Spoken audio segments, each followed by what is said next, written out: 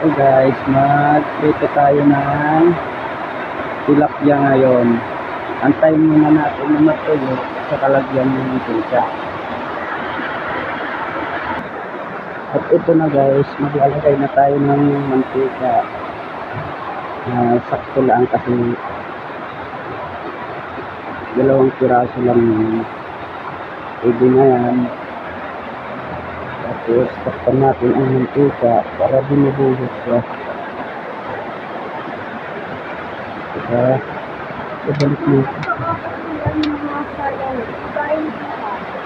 Hindi ko alam dyan. Ito po ay lalagay natin para madagdagan siya. Ito ang isda natin. Antayin natin na tumulo ang mantika. Init. Tumulo ang mantika. Saka natin ilagay ang isda.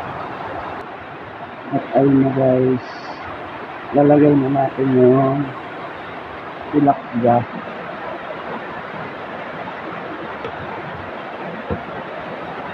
Kasi mainit na yung mantika mo.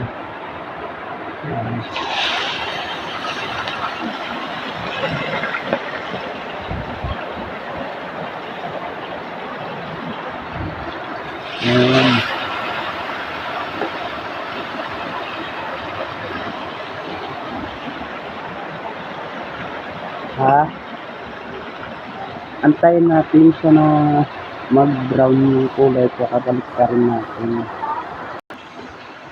Ito guys, matagal-tagal pa siya maluto. Kailangan umaga pa naman. Wala naman kami trabaho. Dito lang kami sa bahay.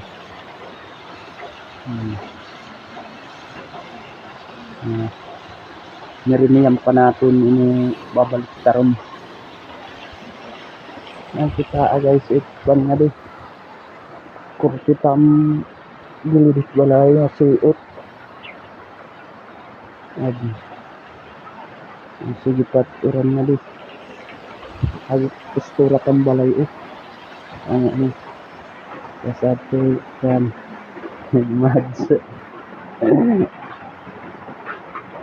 salad dito big para may gamitin mo yan.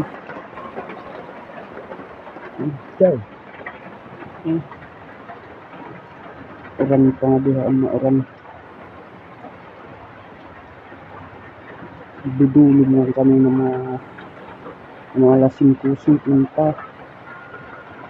Hindi pa tapos uran. Adi na hiya. Maluluto na. Balik pa rin sa kamay. Kung baga pwede na hiya balik pa rin. Pwede matikman ang buhok. Ito na nabikit. Pwede hain pa at baliktad na niya. Nabikit. Dahira na babaliktad na pa. Naisin ang postura. Ito pa nalahiyan ng mga luto. Pag naluto, ito hain pa na. Natulasan pala ay aadikan iba na trito ang saling kagab yung saling na sura namon ito karasa adi na hiya yan naluto na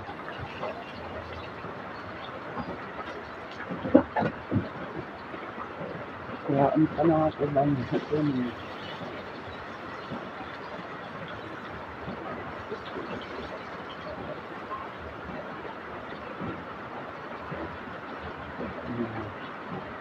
begini guys ang prito